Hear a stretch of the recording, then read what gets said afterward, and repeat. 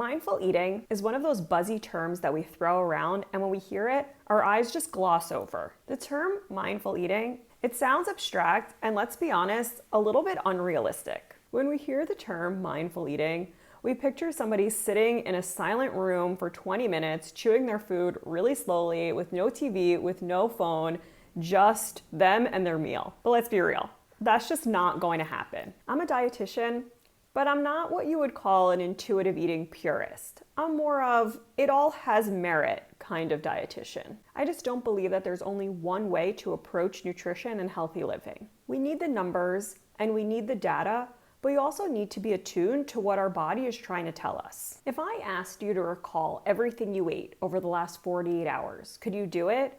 Or even just tell me what you ate last weekend. So if your answer is yes, congrats. You've unlocked a level of mindfulness already. And if your answer is no, then this video is for you.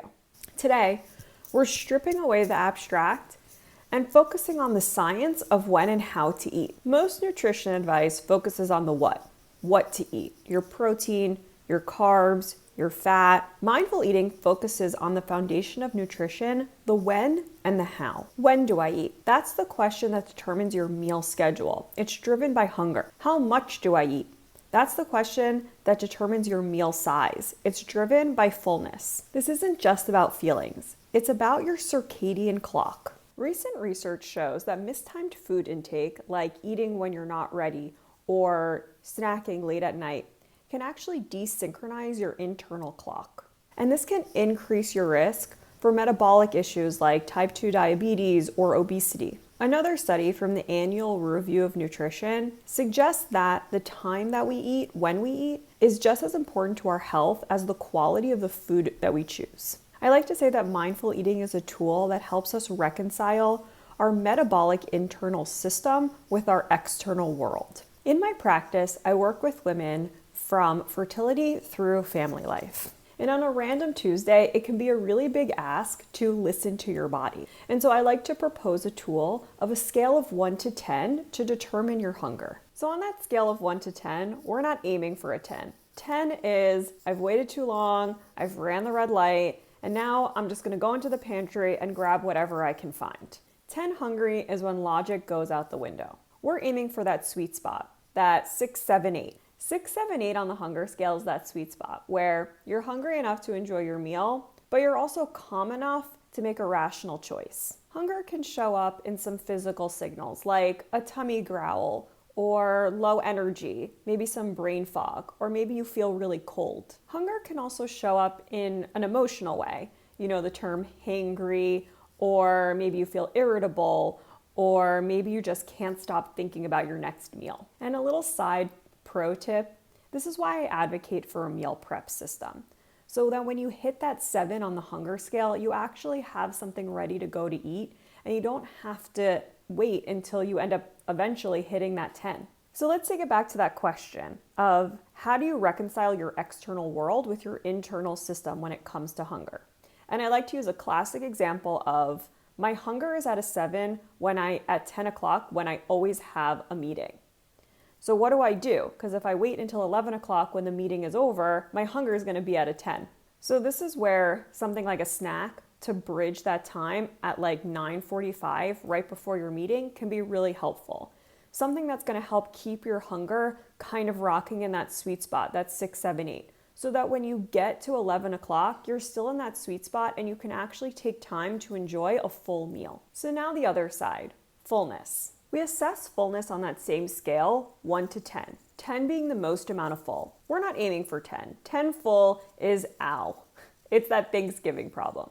We're aiming for that 6, 7, 8. At a 6, 7, 8, we feel nourished, we feel energized, we feel satisfied. In a few hours from now, we could eat another meal. Some signs of fullness that are really easy to miss are things like suddenly in the meal, your food just doesn't taste as exciting as it did as that first bite.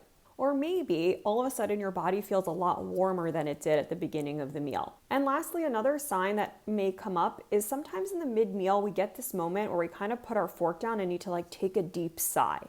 And that can also be a sign of your body getting ready for fullness and needing a quick check-in with you.